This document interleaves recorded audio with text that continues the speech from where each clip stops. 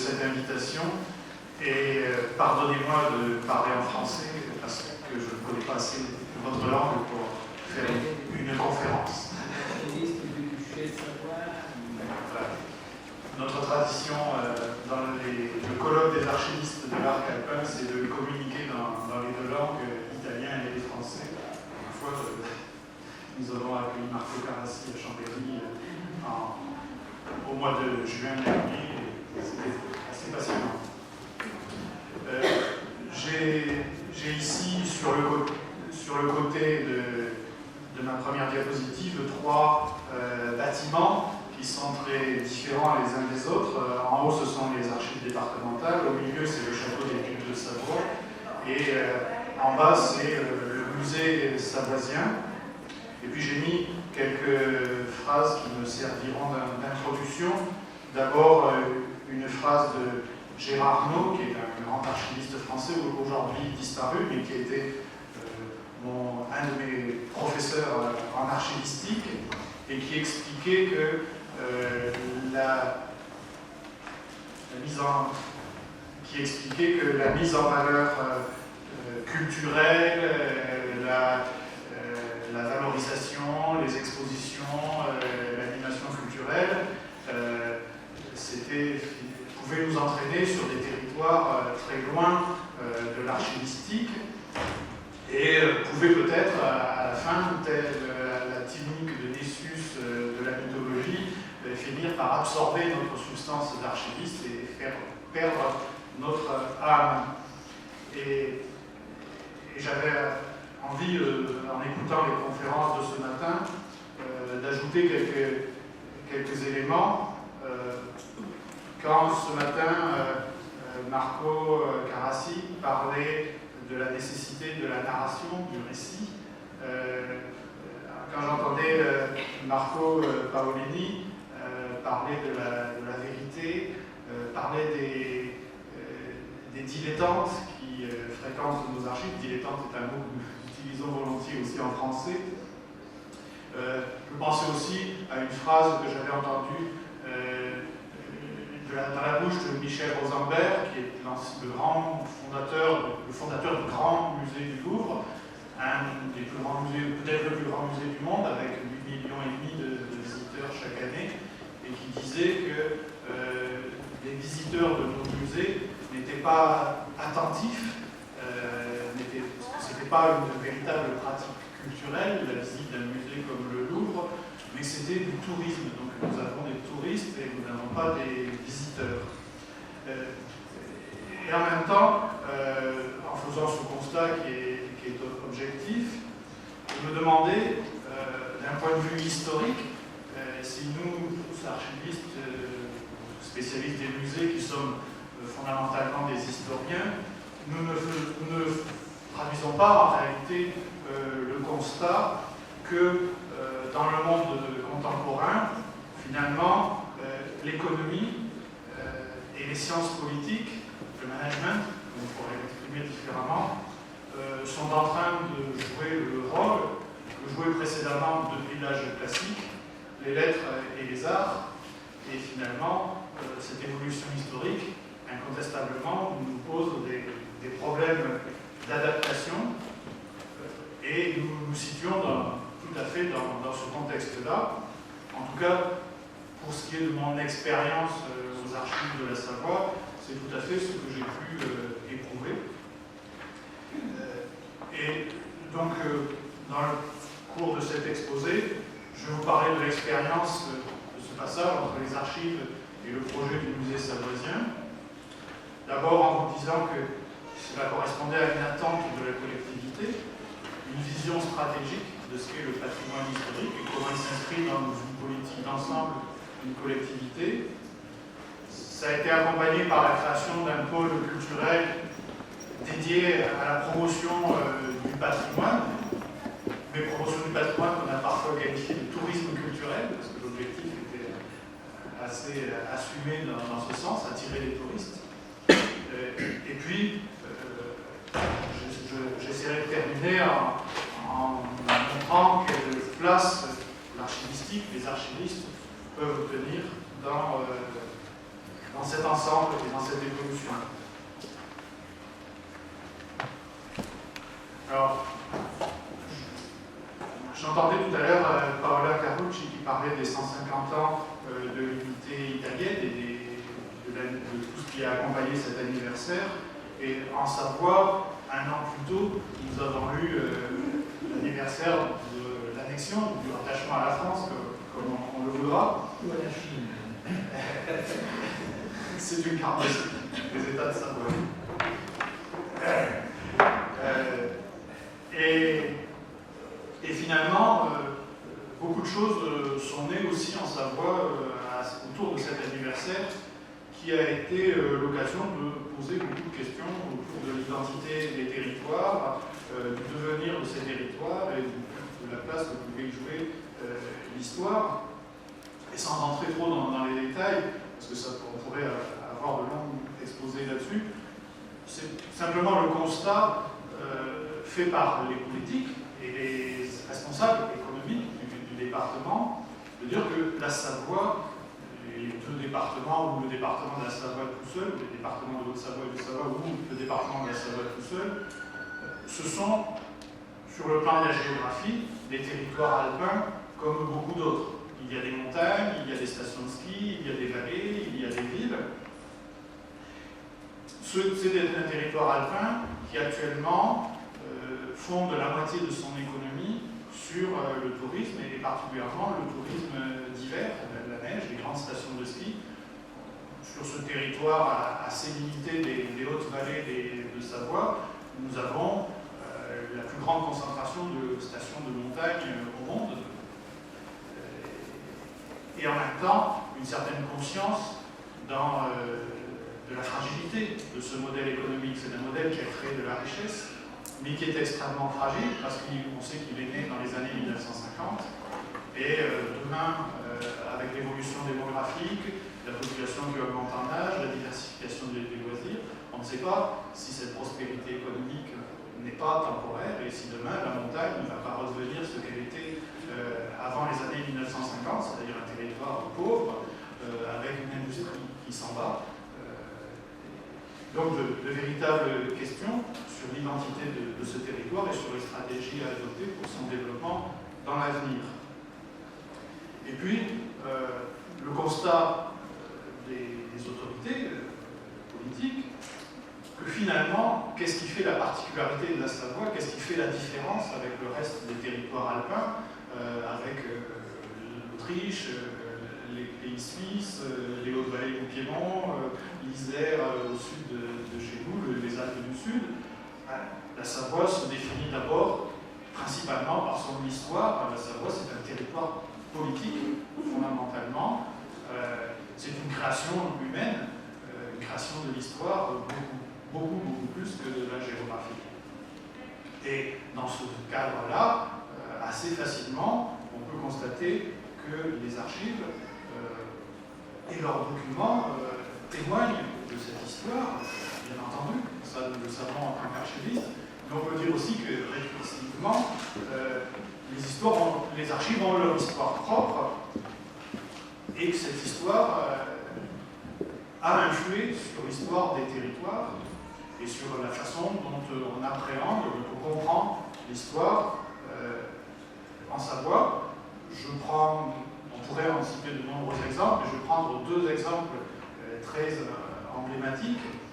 Nous avons par exemple l'histoire du cadastre de Savoie, le cadastre de 1730, le cadastre de Victor-Henri II, qui, en proposant pour la première fois une cartographie des territoires communaux, a ancré dans la population la notion des limites communales, la notion des propriétés des individus, et pendant très longtemps, la map, le plan cadastral, dans les communes de Savoie, a été considéré comme un des fondements de l'identité locale, de l'identité des villages.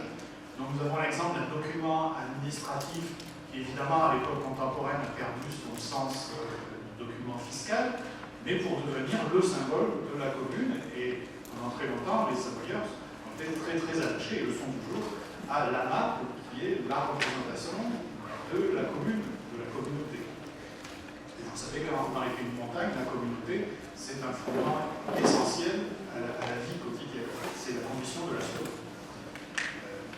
Un autre exemple très emblématique, et dont les archives de Turin ont été les victimes, c'est le fameux rapatriement des archives de l'histoire de la Savoie, des documents d'histoire de la Savoie qui ont été extraits des fonds turinois pour être restitués ou récupérés, comme on verra, par la France.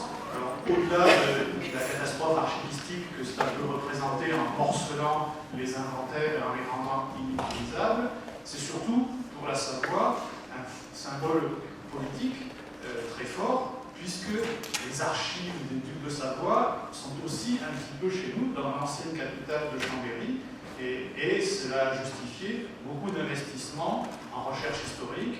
Il y a une faculté d'histoire à l'Université de Savoie, c'est en grande partie grâce à ces archives, et puis les documents eux-mêmes sont devenus très symboliques. Nous avons très longtemps utilisé une très belle croix manuscrite qui est dans les statuts savoniers comme un des symboles de la Savoie et du département. Donc cette récupération des archives, au-delà de son sens archivistique, avait véritablement un sens politique. Et donc, on peut dire qu'il y a, dans l'esprit, il y a un très large consensus en Savoie pour dire que autour du patrimoine et de sa transmission, il y a des enjeux économiques et politiques. Alors quels sont ces enjeux? L'image de l'affiche le montre bien. C'est ce qui nous permet d'écrire la Savoie au bas d'un paysage de montagne. Si je ne vous mettais pas la Savoie en dessous, personne ne saurait que c'est la Savoie. C'est un paysage de montagne. Mais nous pouvons écrire en bas du document la Savoie. Donc, l'enjeu pour la Savoie, c'est de rassembler autour du patrimoine, donc au fond d'une identité, avec tout ce que cela entraîne de risques. Appuyer l'identité sur l'histoire, on peut très facilement avoir des dérives de toutes sortes, populistes, voire définir un territoire contre les autres. Donc, mais de toute façon, que nous le voulions ou non, cette tentation de définir le territoire par son histoire et par son patrimoine existe. Faire connaître le patrimoine de la Savoie, c'est un outil de promotion touristique, c'est le deuxième point. Mais nous avons, et c'est là que les acteurs culturels que nous sommes, les conservateurs, ont un rôle à jouer, nous devons garantir une assise scientifique et faire en sorte que ce discours autour du patrimoine, autour des archives, s'appuie sur une connaissance réelle de ce qu'est cette histoire et ce patrimoine, et non pas sur des mythes que l'on pourrait inventer à des fins politiques. Et donc, finalement, notre projet stratégique de placer le patrimoine au cœur des problématiques d'évolution du territoire nous oblige, l'ensemble des acteurs du patrimoine, à travailler pour promouvoir une vision dynamique de l'histoire et des cultures de la Savoie. Et ce dont je vous parle là, c'est tout simplement ce qu'on appelle le projet scientifique et culturel Archives, Patrimoine, Musée, qui sert au cœur du développement du projet du musée savoisien, le musée d'histoire et des cultures de la Savoie. D'abord, valoriser l'histoire géopolitique de la Savoie, montrer que cette histoire n'est pas l'histoire de France. Vous savez, l'histoire de France est très centrée sur Paris et le centralisme. La Savoie a une histoire qui échappe à cette définition, au moins jusqu'à la Révolution française et jusqu'en 1860 ensuite. L'histoire des États de Savoie, c'est évidemment la question de la frontière, c'est la question de, vous avez le tableau à droite qui représente le plébiscite, le fameux vote qui a rattaché la Savoie à la France. Mais au-delà de cet aspect événementiel de l'histoire de la Savoie, c'est révéler que l'histoire est faite de changements, d'évolutions. Donc il y a une pédagogie de ce qu'est l'histoire. La Savoie, ce n'est pas simplement l'histoire officielle du territoire, de ses institutions, les batailles, les événements. c'est aussi une société. On vous a mis cette jeune fille devant un piano, c'est le symbole à nos yeux de la société urbaine. La Savoie, ce sont des villes, ce n'est pas simplement des territoires de montagne et d'alpage. Donc vous avez aussi le costume, mais ce costume, justement, il interroge beaucoup sur l'histoire, parce que ce costume savoyard, en réalité, c'est une création de la fin du 19e siècle et du début du 20e siècle, alors qu'il est souvent présenté comme le costume de tout temps, le symbole de la Savoie. Et puis, la Savoie, c'est aussi une histoire industrielle. Vous voyez ces jeunes enfants qui sont dans un atelier de confection. Cette histoire industrielle, elle fait partie du passé que nous devons assumer et mettre en évidence, justement pour ne pas créer une histoire mythique. Et puis, pour élargir encore les thèmes, donc donner une place aux migrations. Alors vous voyez ce document à droite qui est émouvant et étonnant. C'est une carte postale qui représente les immigrés italiens venant en Savoie à la gare de Modane. Et c'est une carte postale. Aurait-on l'idée de nos jours de faire une carte postale avec les immigrés venant d'Afrique ou d'Asie centrale et que nous essayons de refouler aux frontières de l'Europe du XXIe siècle? Voilà un élément de réflexion historique. Nous avons encore un plan de la ville de Chambéry, l'industrialisation, j'en ai déjà parlé. Et puis, pour les territoires savoyards, je vous l'ai dit, 50% de notre économie actuelle, mais depuis pratiquement les années 1950, 50% de notre économie est liée au tourisme, mais bien avant, dès le début du XXe siècle, les ethnologues ont jeté un regard particulier sur ces territoires de montagne.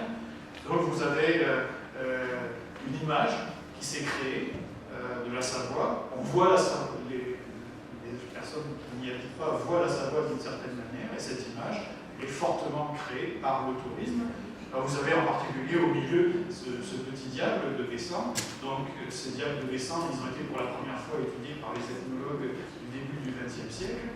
Et ce que l'on dit moins, c'est que après, dès que les habitants de Bessan, donc une petite commune de Haute-Maurienne, ont compris que les ethnologues s'intéressaient au diable de Bessan, eh bien ils ont commencé à en fabriquer.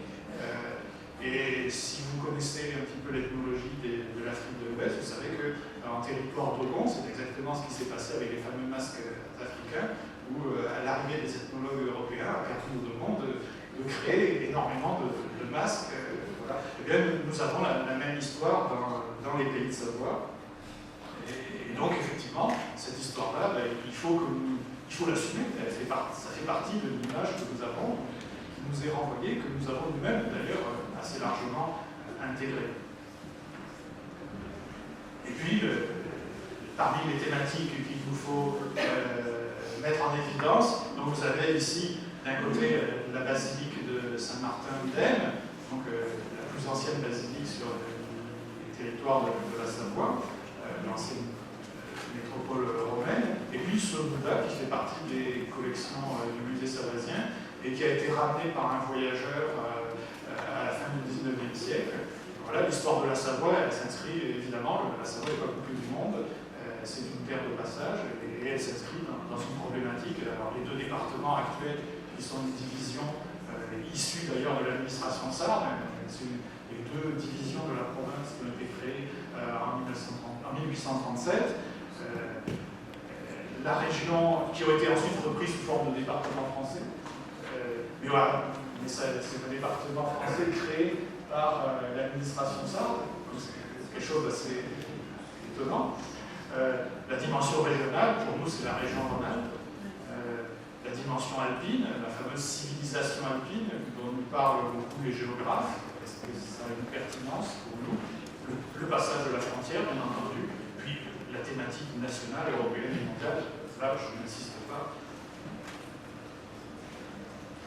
Donc voilà finalement comment la question historique s'est posée, et vous voyez sans difficulté que les archives sont au cœur de cette problématique. Et finalement, sans l'avoir cherché.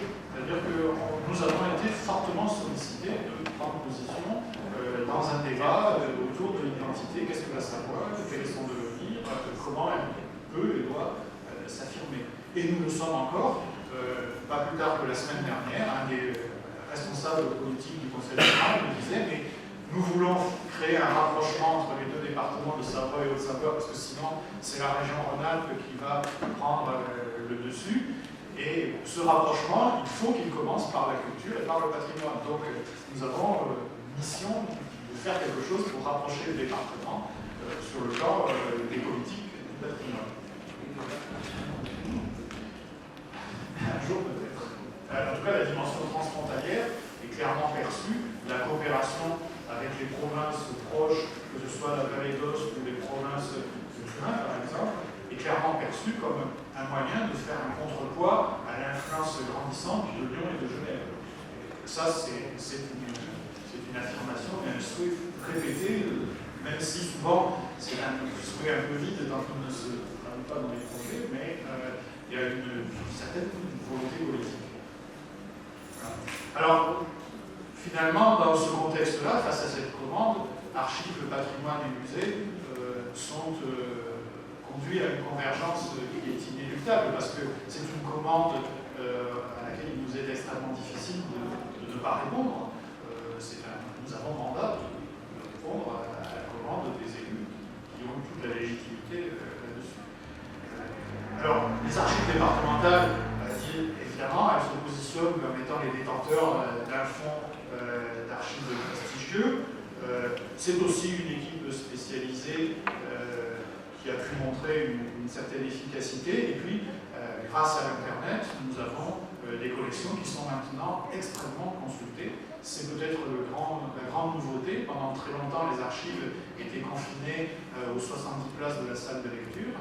Maintenant, c'est plus de 2 millions, et maintenant c'est plutôt 2,5 millions d'ailleurs de pages disponibles sur le site web avec le cadastre, les grands documents de référence de l'histoire de la Savoie. Et nous avons 65 000 visiteurs par mois sur ce site internet, avec une moyenne de consultation de 5 pages par visiteur. Donc nous avons une fréquentation considérable des ressources qui sont disponibles. Et ça, c'est une vraie révolution. Ça change complètement la façon dont les archives sont perçues.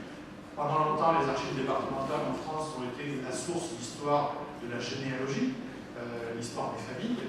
Et maintenant, ça n'est plus vrai. Les généalogistes ne sont plus que la moitié de notre public. Et tendanciellement, c'est une baisse forte. Nous avons de plus en plus de gens qui viennent consulter toutes sortes d'autres documents au fur et à mesure que nous les rendons disponibles sur le web. Et ça aussi, c'est à nouveau un changement d'approche très important pour nous.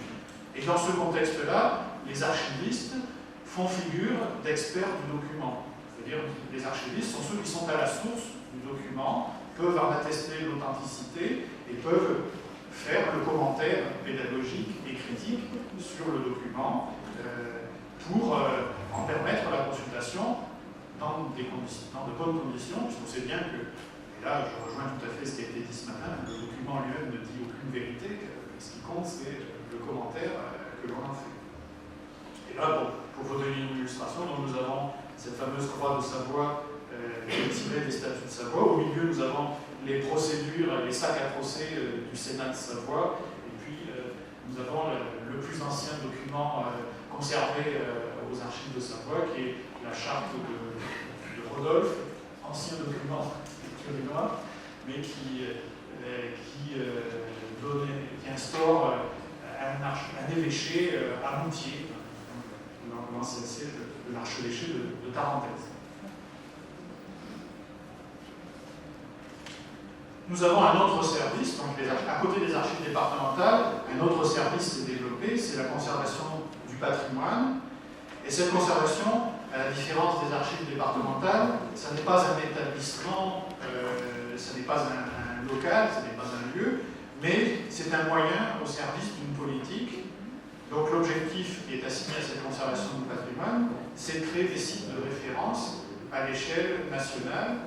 On a constaté qu'en Savoie, nous n'avions que très peu de sites qui sont visibles au-delà de nos territoires. On a un petit patrimoine rural et un petit patrimoine urbain qui est intéressant, mais peu de grands sites valorisés. Et donc, on a assigné très clairement à nos services l'objectif de valoriser de grands sites, 3 grands sites emblématiques que vous avez représentés en dessous, le château des Ducs de Savoie avec la Sainte-Chapelle, que nous venons de restaurer, donc 3 ans de travail pour restaurer cette Sainte-Chapelle, l'abbaye de Haute-Combe que vous connaissez bien, et puis au milieu les forts de l'Estélon qui sont très emblématiques de cette problématique de la frontière et du passage des Alpes. Le Fort-Sarthe devenu une caserne française.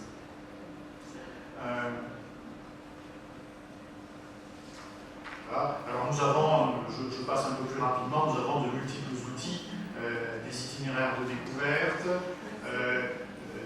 de la signalétique. Au passage, je signale que Patrimoine en chemin, c'est un projet européen que nous avons mené avec la Vallée d'Aoste et avec nos collègues de Haute-Savoie, qui permettait de mettre en place de la formation pour les responsables des sites culturels et des sites patrimoniaux, donc de la formation professionnelle. Voilà, toutes sortes de patrimoines présents sur notre territoire. Je passe un peu rapidement, avec quand même un petit focus intéressant, parce que là, vous voyez toute la richesse que nous apporte cette présence sur le territoire. Eh bien, nous avons du patrimoine qui n'est pas dans les archives, mais qui est parfaitement en cohérence avec notre problématique. Ici, nous avons la question des gravures rupestres de l'époque néolithique, et qui sont abondamment présentes sur les territoires alpins, et qui sont une des grandes richesses historiques de nos territoires. Et puis, avant même les périodes historiques ou préhistoriques, avant même la présence humaine, nous avons, il y a à peu près 20 000 ans sur nos territoires, la présence des ours des cavernes et puis de toute une population préhistorique. Et vous voyez au passage que les enfants avec leurs lunettes en 3 dimensions, le fait de se situer avant la préhistoire, avant l'occupation humaine, n'interdit pas d'envisager des valorisations qui utilisent toutes les technologies, bien entendu. Alors, au passage, évidemment, l'archéologie fait partie aussi des éléments qui viennent rejoindre notre problématique. Donc les archives, évidemment, ne sont pas la seule source de l'histoire. Même si elles ont pu, à un moment, apparaître comme telles. Et puis j'en viens maintenant donc, à ce projet du musée savoisien, pour dire, finalement, qu'est-ce que c'est qu'un musée? Eh bien, d'abord, un musée, c'est des collections.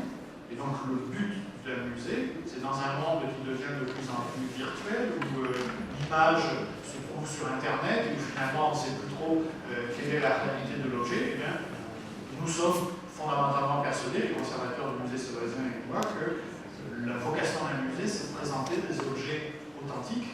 Alors évidemment, quand on parle d'archives, ça pose des problèmes, parce que les documents d'archives sont évidemment extrêmement fragiles et ne peuvent pas être présentés en permanence au public.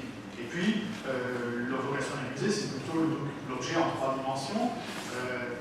Et donc, nous imaginons, autour de l'objet, de mettre en place, à l'aide des archives, toute une présentation historique, une mise en contexte, à travers des bornes multimédia, à travers des écrans qui vont éventuellement faire défiler des documents, qui viendront commenter et enrichir, donner de la profondeur à l'objet, le faire parler en quelque sorte, puisque l'objet tout seul, évidemment, il ne parle pas, ne dit aucune vérité, il faut lui fournir un contexte, et donc finalement les archives peuvent être l'outil de mise en contexte de l'objet muséographique. Et donc notre projet, c'est clairement de créer un musée d'histoire et des cultures de la Savoie qui répondent aux enjeux culturels, mais c'est évidemment un projet scientifique et culturel, et c'est un projet qui s'articule autour de la notion de confort d'usage. Alors confort d'usage, c'est une notion que nous avons pris à nos collègues qui s'occupent de la question du handicap. Et on s'est dit finalement, il y a une frange de la population, nous savons, qui n'a pas accès aux sites culturels pour des raisons de handicap mental, handicap physique. Et finalement, il y a aussi un handicap culturel on constate que 20% de la population seulement fréquente les sites historiques et les musées, et 80% de la population ne rentre jamais dans un musée. Et finalement, on voudrait que nos sites visent, alors je ne dis pas la totalité de ces 80% de population, parce que nous savons que dans la société contemporaine, nous avons des populations pour qui 10%, 20% peut-être de la population pour qui les questions de survie et de confort matériel priment sur la question culturelle, malheureusement. Mais nous voulons aller très largement au-delà des 20% qui sont notre clientèle habituelle des sites et du patrimoine. Et pour cela, il nous faudra bâtir le confort d'usage pour tous. Et travailler évidemment avec un réseau de partenaires. Un musée ne peut pas exister seul. Un musée doit exister avec les autres musées de sa région, doit exister avec évidemment l'ensemble de notre zone d'influence historique, Piron, Aoste, Genève, Vaud. Un musée, c'est aussi un projet architectural, évidemment, et c'est aussi, et ça c'est du quotidien, c'est un projet de ressources humaines, mobiliser une équipe, faire en sorte que dans la durée, une équipe soit capable de porter un projet culturel. Donc là, pour le coup, l'enjeu de management, il est réel. Il y a une dimension humaine dans tout projet culturel. Et donc, voilà, vous voyez ces enfants réunis autour d'un médiateur. Ils parlent peut-être d'archives, ils parlent peut-être de patrimoine, ils parlent d'histoire de la Savoie. Mais ce qu'il faut dire, c'est que nous voulons nous confronter à une histoire prise dans sa véritable dimension, y compris son côté sombre. L'histoire de la Savoie n'est pas faite que de prospérité et d'une histoire linéaire qui conduirait miraculeusement au département actuel et à l'appartenance à la nation française. L'histoire de la Savoie, c'est aussi la misère, c'est aussi les famines, c'est aussi les épidémies, c'est aussi les occupations, y compris la dernière occupation de la Seconde Guerre mondiale, c'est la collaboration avec les nazis, donc des vraies problématiques. Et finalement, là, les archivistes peuvent apporter une méthode, la méthode de la critique du document et la méthode de l'approche historique. Finalement, on en revient toujours au fondement de l'approche scientifique. Si nous voulons avoir une démarche fondée scientifiquement, il faut que nos conclusions soient publiées. C'est-à-dire qu'il faut exposer, on ne détient pas de vérité, mais il y a une méthode. La méthode consiste à expliquer ouvertement ce que l'on fait pour le soumettre à la critique. Et c'est cette convergence de critique qui ne permet pas de créer la vérité, mais qui permet d'avancer. Et puis, la confrontation aux sources, c'est-à-dire sur quoi s'appuie le discours, ne pas bâtir un discours qui est sur du vide, mais un discours qui revient toujours vers les sources. Et pour nous, les archives sont évidemment une source. Alors, professionnellement, pour nous, archivistes, conservateurs de musées, conservateurs du patrimoine, eh bien, il y a de véritables enjeux d'organisation. D'abord, partager un objectif de qualité des projets, connaître pour innover, donc toujours le fondement scientifique de notre démarche, fonder le récit sur les sources, ça s'acquiert avec de la formation, du partage d'expérience. Nous consacrons énormément de temps à la formation de nos équipes. C'est un travail en mode projet. Si on veut créer de la transversalité, si on veut que les archivistes travaillent avec les responsables des musées, les bibliothécaires, eh bien, il faut imaginer des projets thématiques qui soient capables de fédérer les différentes compétences professionnelles. Et il faut que le projet lui-même, l'objectif stratégique, se décompose en projets qui soient eux-mêmes transversaux. Et puis, il nous faut des actions qui soient diversifiées sur l'ensemble du territoire. Nous savons qu'il y a de fortes inégalités territoriales entre le territoire urbain, le territoire périurbain, les banlieues. En France, c'est une problématique sociale importante. Et puis les territoires ruraux, eux-mêmes extrêmement divers. Il y a aussi la nécessité de mutualiser les moyens. Nous voulons, dans les prochaines années, créer un portail des ressources numériques en matière de patrimoine, un portail Internet, qui fédère l'ensemble des ressources et des collections, des archives, du musée et des sites historiques. Nous voulons fédérer des actions de médiation, former des équipes de médiateurs. Nous avons des projets de formation d'équipes de médiateurs qui soit apte à travailler aussi bien sur les musées que sur les bibliothèques, que sur les centres d'archives. Nous avons mutualisé aussi, nous sommes en train de mutualiser aussi les catalogues de bibliothèques et de centres de documentation, de façon à ce que les ressources disponibles dans les différents sites puissent être au service de tout le monde. Et finalement, le message que nous portons cette fois en direction des professionnels, des propres équipes qui constituent les services, c'est que nous menons, nous, acteurs du patrimoine, nous menons un combat culturel et nous assumons et nous revendiquons de mener un combat culturel pour la sauvegarde et la mise en valeur du patrimoine. Nous portons un message et il faut que chacun des membres de nos équipes s'imprègne de cette idée qu'il est le représentant et le porteur d'un message, parce que sinon, effectivement, les économistes, les financiers ne feront pas de cadeaux. C'est à nous d'imposer notre problématique dans le paysage. Alors, et pour conclure, je reste archiviste. Un retour aux archives. Nous sommes confrontés actuellement, peut-être moins que d'autres régions de France et d'Europe, à plus forte raison, mais même la Savoie, qui est perçue en France comme un département riche, nous sommes confrontés au défi des finances publiques, à la nécessité des économies budgétaires. Et si nous voulons passer au-delà des arbitrages budgétaires, si nous ne voulons pas que les projets du patrimoine soient sacrifiés comme étant une économie extrêmement facile, parce que rien n'est obligatoire dans ce que nous faisons. Personne ne va mourir si on arrête d'investir sur le patrimoine. Alors que si on arrête d'investir sur les prestations sociales, peut-être que des gens vont mourir de froid dans les rues, des enfants vont se trouver maltraités. Sur le patrimoine, nous n'avons pas cet enjeu. En revanche, nous devons porter du sens et nous devons montrer comment les archives et leur organisation s'inscrivent dans les perspectives historiques. Donc c'est accompagner les projets dans une perspective historique, donner du sens, c'est véritablement, à mes yeux, ce qui nous permettra de continuer à exister au-delà des phases de crise des finances publiques, crises qui sont durables. Donc nous avons clairement la perception que ce n'est pas simplement 1 an, 2 ans de mauvaises années à passer. Nous savons que l'endettement des collectivités, l'endettement de l'État en France, on va mettre 10 ans à en sortir. Il n'y a pas de miracle à attendre. Et si nous voulons passer les 10 prochaines années le moins mal possible, il faut profondément que nous restions ancrés sur le sens de notre action.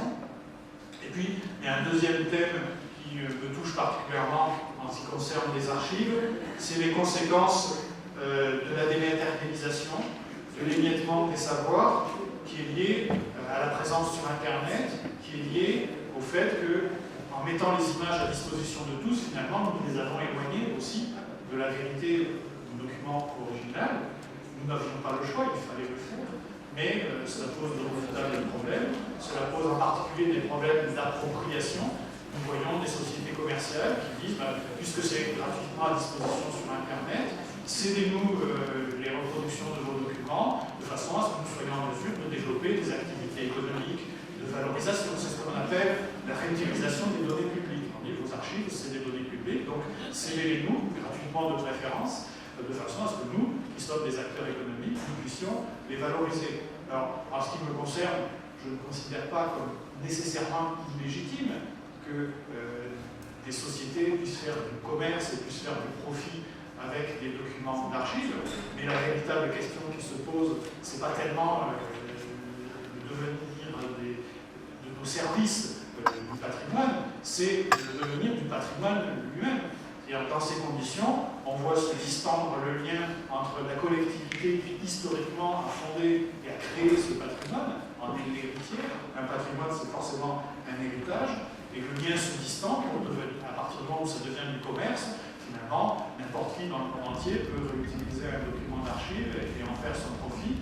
Et je suis de ceux qui, en France, militent pour que la législation renforce le lien historique entre la collectivité et son patrimoine, reconnaissent ce lien privilégié. Sous quelle forme? Je ne suis pas juriste, donc je me garderai de dire sous quelle forme, mais il me semble qu'il va falloir trouver un moyen de refonder la légitimité continuité du lien historique entre la collectivité et son patrimoine. Un fonds d'archives n'est jamais en déshérence, il a toujours un héritier, c'est la collectivité qui le conserve, et ça me semble primordial sur toute autre utilisation que l'on peut imaginer de nos sources d'archives.